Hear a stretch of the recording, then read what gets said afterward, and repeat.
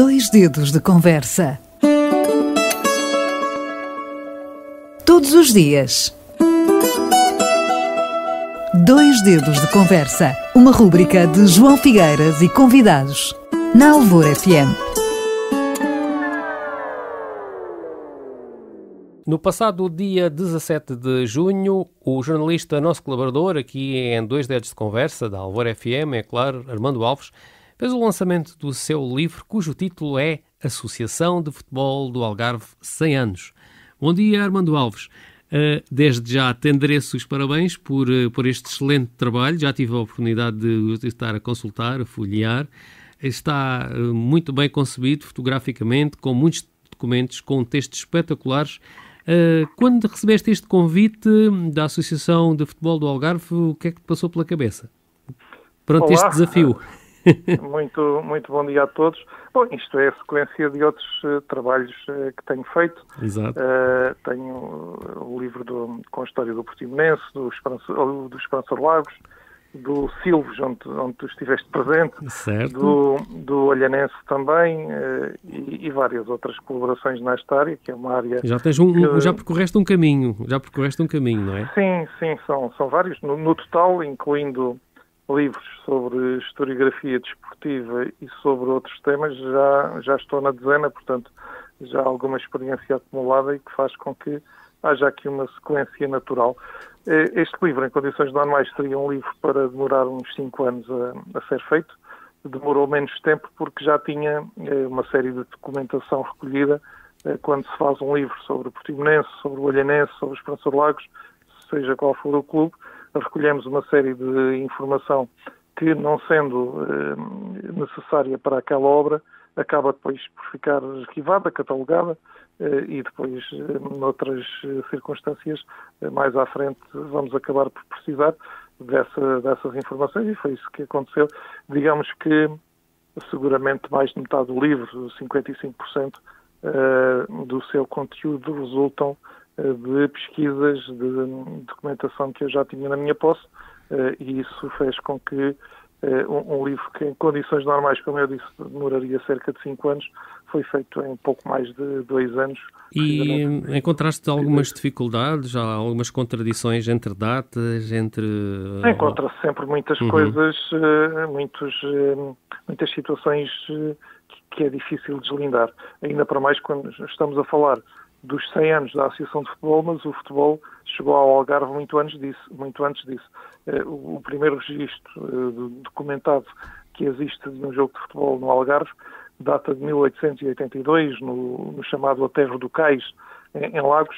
Aterro do Cais, porque as margens do rio ainda não estavam da Ribeira de Bencefrim ainda não estavam regularizadas, e jogava-se com a maré vazia. Não é? E porquê em Lagos, Armando? Há alguma razão especial? Sim, uma razão que tem a ver com a circunstância de, nessa época,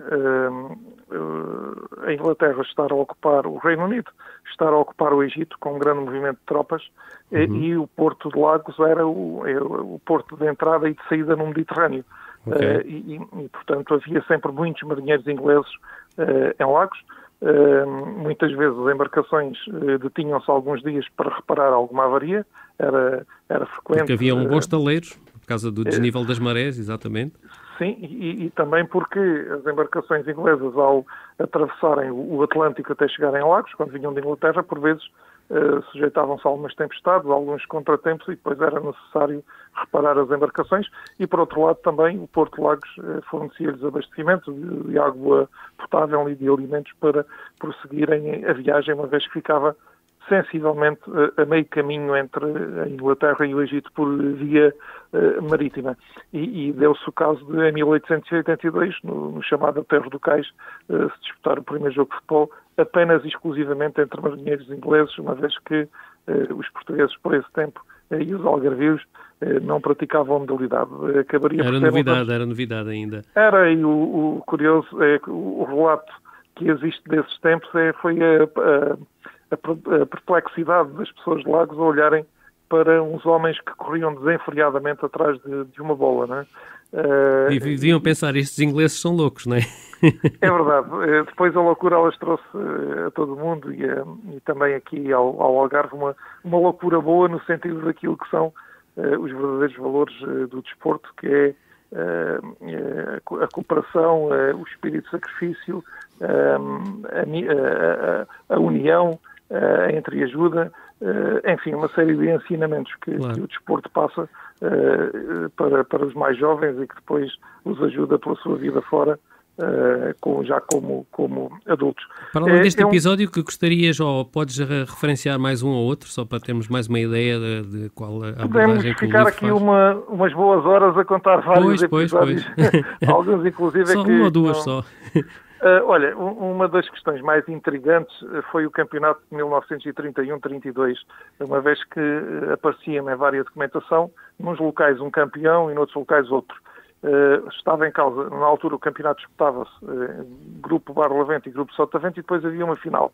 O vencedor do Grupo Sotavento foi o Glória ou Morte, um clube de Portimão que ainda existe, mas que já não tem atividade desportiva, e o vencedor da zona Sotavento foi o Lusitano Vila Real de Santo António. Na altura, os golos não eram forma de desempate, e o Glória ou Morte ganhou um jogo, o Lusitano ganhou outro, e houve lugar a uma finalíssima em Faro. Nessa finalíssima, o Lusitano, a meio da segunda parte, abandonou o campo, depois de alguns problemas de natureza disciplinar, e a Associação de Futebol do Algarve atribuiu a vitória ao Glória ou Morte. Houve inclusive uma recepção nos passos do Conselho, passados uns dias, e o Glória ou Morte foi durante algum tempo o campeão. E durante algum tempo porquê? Porque o Lusitano recorreu para a Associação de Futebol do Algarve, a Associação de Futebol do Algarve negou o protesto, e o Lusitano não se ficou por aí, recorreu para a Federação Portuguesa de Futebol. E a Federação Portuguesa de Futebol mandou repetir o jogo. E aí foi a associação que recorreu. Como, na altura, o degrau mais alto da estrutura disciplinar era o Congresso da Federação, que reunia apenas uma vez por ano, houve que esperar vários meses até termos uma decisão. E essa decisão foi no sentido de que tinha mesmo que haver a repetição do jogo. Claro. E um campeonato que começou em outubro de 1931 viria a terminar, possivelmente foi o campeonato mais longo da história do futebol português, viria a terminar em fevereiro de 1933, com a disputa dessa tal finalíssima. Já decorria o campeonato da época seguinte, com o Lusitano a ganhar por 3-0. E, portanto, é por isto que é muita documentação. Aparece o Glória ou Morte como campeão, porque, de facto, durante cerca de ano e meio foi o campeão, porque ainda não se tinha realizado o jogo de repetição, e depois aí sim, com a realização do jogo de repetição, ficaram esclarecidas as dúvidas. Daqui se depreende realmente a importância da Associação de Futebol para realmente corrigir esses erros e disciplinar todos estes problemas, né, que existiram na época. Pois, o problema é que a documentação de todo este período perdeu-se, porque a Associação mudou de sede várias vezes, e sobretudo nos anos 80, final dos anos 80 e início dos anos 90, quando mudou para as atuais instalações, muita documentação acabou infelizmente por ir parar ao lixo. E isso dificultou muito o meu trabalho em algumas questões. Por exemplo, há um capítulo dedicado aos corpos sociais da Associação de Futebol do Algarve, em que tive que andar a ver nos jornais da época quando ocorriam as tomadas de posse, porque a própria Associação não tem esses documentos, infelizmente. O livro tem muito mais documentação da Associação de Futebol do Algarve do que aquela que a Associação tem entre paredes, porque já se perdeu muita documentação que, por outras vias, através de arquivos do Arquivo Distrital, de bibliotecas, de vários locais em Lisboa, incluindo a Torre do Tombo, onde recolhi muita documentação. Uma história agora mais, digamos, pitoresca, se quisermos, um relato de um jogo de 1924 em que o Farense vai a Lolé. E então os 11 jogadores foram num carro puxado por uma mula. Uhum. Na última subida para Lolé, a mula recusou andar. E então os 11 jogadores chegaram a pé ao campo de futebol, e o árbitro diz, não, agora já não pode haver jogo, porque quando muito pode jogar-se a primeira parte, depois deixa de haver luz natural, e então nem sequer há jogo. Armando, para finalizarmos com essa história caricata, quem quiser adquirir o livro, como é que o pode fazer? Neste momento o livro está disponível na Associação de Futebol do Algarve para todos os interessados. Está a ser programado um conjunto de apresentações locais, porque o que se pretende é levar... O maior capítulo do livro é um capítulo dedicado a cada um dos municípios do Algarve. Ou seja, dentro do próprio livro que procura retratar a história do futebol na região, vamos concelho a concelho explicar ou tentar explicar dentro da documentação existente como é que o futebol nasceu ali, onde foram os primeiros campos, quais foram os primeiros clubes e pretendemos agora numa fase posterior, depois desta apresentação oficial, porque já tinha havido uma apresentação muito restrita em janeiro, porque estávamos em pleno ciclo Covid. Pois, eu lembro-me disso. E a apresentação, digamos, oficial passou agora para este mês de junho. E agora, futuramente iremos chegar aos concelhos todos e a ideia passa também por fazer com que o livro esteja à disposição dos interessados nos clubes filiados que poderão também com certeza que sim. Vender. Olha, obrigado uma vez mais pela tua disponibilidade, uma vez mais parabéns à Álvaro FM, todos os colegas aqui e até uma próxima. Muito obrigado, muito bom dia a todos. Ok. 2 dedos de conversa. Todos os dias.